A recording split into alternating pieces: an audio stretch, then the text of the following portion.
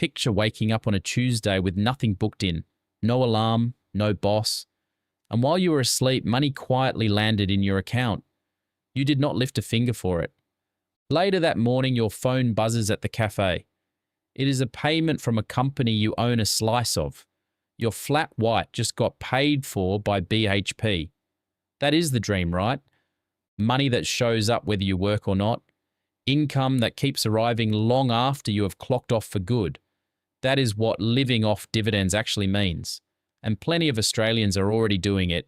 So let us start simple. A dividend is just your cut of a company's profit. You own shares in a business. The business makes money. And it hands some of that money back to you. You do not have to sell anything to get it.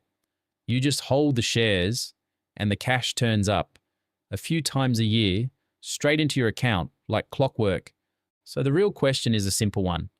How much would you need invested for those payments to quietly cover your whole life? Enough to actually stop working. Let us walk through it. Here is something a lot of people do not realize. Australia is one of the best places in the entire world to do this. Our share market is built for income in a way most others simply are not. Take the biggest share market on earth, the American S&P 500. In the middle of 2026, it was paying a dividend yield of just over 1%. $1 a year for every 100 invested. Now look at our own market. The broad Australian share market has been paying closer to 3.5%, more than 3 times the income of that giant American market. Why the gap? American companies chase growth. They pour profits back into the business. Our biggest names are mature. Banks, miners, supermarkets. They make steady money and they share it around. But here is where Australia really pulls ahead. It comes down to a little thing called franking credits. And once it clicks, you will wonder why nobody explained it to you sooner. When an Australian company pays you a dividend, it is usually already paid tax on that profit. 30 cents in the dollar handed to the tax office, and you get credited for the tax that is already paid. So that 3.5% is really worth more once those credits are counted. For someone retired on a low tax rate, it can lift the real income noticeably. Most countries do not do this. You pay tax at the company, then pay again yourself on the same money. Australia hands you the credit instead. It is a genuinely rare edge. And these are not obscure companies. Think of the big miner BHP. Think of the big 4 banks. Think of Woolworths sitting quietly behind half the groceries in your trolley. You already know these businesses. You deal with them every single week. And you do not have to pick them one by one. A single Australian share fund can hold hundreds of them at once. That is what an exchange-traded fund does. One purchase, and you own a tiny slice of the whole market. All of those dividends flow back to you, bundled neatly together. So how much income does a comfortable retirement actually take? The retirement standard people at ASFA put a figure on it in 2026. For a single person, $51,278 a year. For a couple, it is $72,148 a year. But that number assumes one big thing. It assumes you own your home outright with no rent and no mortgage.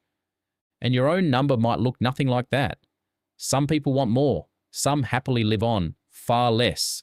Your life, your bills, your idea of comfortable. This is just a useful starting point. So let us turn that income into a target. If your money is spread across solid Australian dividend payers, a fair and conservative assumption is around 5% a year. Once franking is counted in, run the numbers on that. To throw off about $51,000 a year, you would need roughly $1 million invested. $1 million quietly paying your bills for you. For the couple on $72,000 a year, the target climbs to around $1.5 million. $1.5 million working away in the background while you sleep. Picture someone at 50, home nearly paid off, super quietly building in the background. They do not need every dollar sitting in one account today. They need a plan and the years to let it grow. Now that might sound like a mountain, but nobody builds it overnight. It is 30 years of steady investing, dividends reinvested, quietly compounding away while you just get on with your life. And when you get there, here is how it actually feels. The money does not arrive in one neat lump. It trickles in across the whole year. A payment in autumn, then another one come spring. Many Australian funds pay you every 3 months. 4 little paydays a year, landing without a single email to send or a single form to fill in. And that right there is the appeal. But hold on, because there is an honest catch here, and you deserve to hear it. Dividends are not free money falling out of the sky. They come straight out of the company itself. When a company pays you a dividend, its own value drops by roughly that amount on the day. The cash simply left the business and landed in your pocket instead. Nothing is created from nothing. So every dollar paid out to you is a dollar no longer sitting inside the company, growing. A pure growth investor leaves it in there, lets it compound, and chooses their own moment to sell. There is a tax angle too. Those dividends land as income, and outside of super they are taxed at your marginal rate. Selling shares for a gain can be taxed more kindly, thanks to a discount. So why do so many people still choose dividends? Because when a market crashes, they are not forced to sell a thing.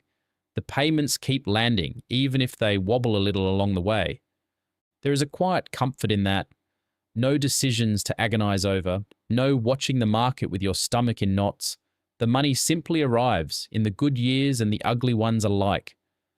So which path is right for you? Honestly, it depends.